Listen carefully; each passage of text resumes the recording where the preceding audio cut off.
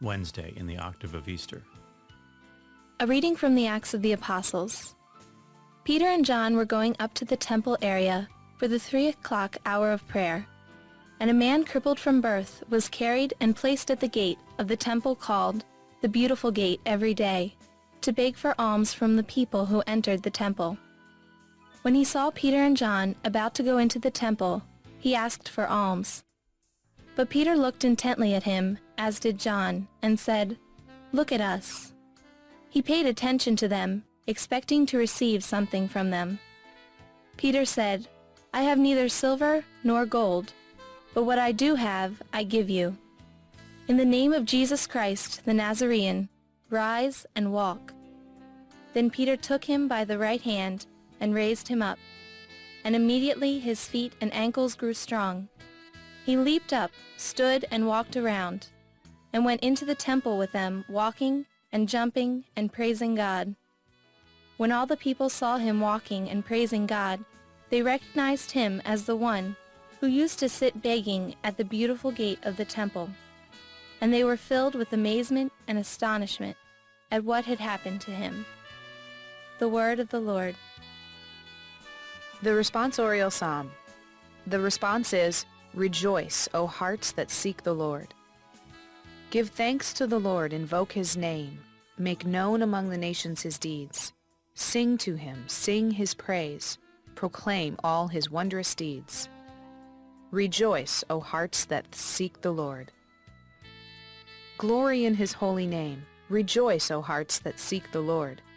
Look to the Lord in his strength. Seek to serve him constantly. Rejoice, O hearts that seek the Lord.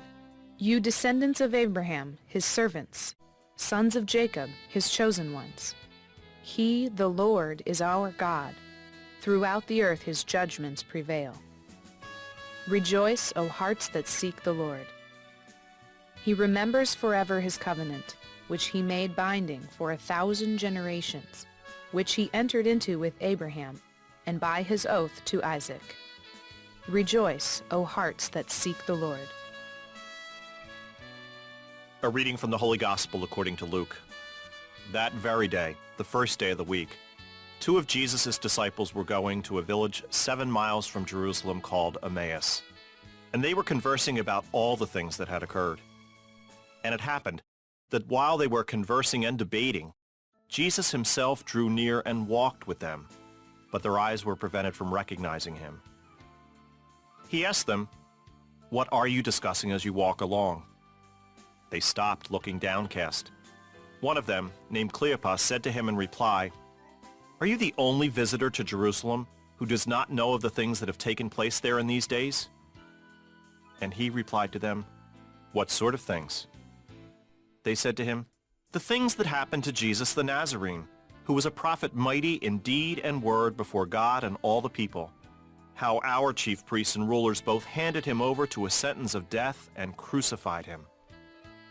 But we were hoping that he would be the one to redeem Israel. And besides all this, it is now the 3rd day since this took place. Some women from our group, however, have astounded us. They were at the tomb early in the morning and did not find his body. They came back and reported that they had indeed seen a vision of angels who announced that he was alive.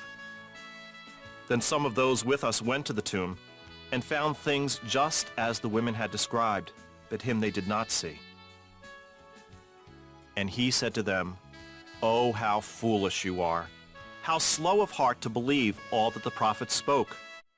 Was it not necessary that the Christ should suffer these things and enter into his glory?"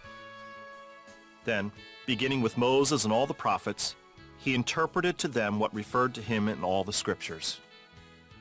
As they approached the village to which they were going, he gave the impression that he was going on farther. But they urged him, "Stay with us, for it is nearly evening and the day is almost over." So he went in to stay with them. And it happened that while he was with them at table, he took bread, said the blessing, broke it, and gave it to them. With that, their eyes were opened, and they recognized him, but he vanished from their sight. Then they said to each other, "Were not our hearts burning within us while he spoke to us on the way and opened the scriptures to us?" So they set out at once and returned to Jerusalem.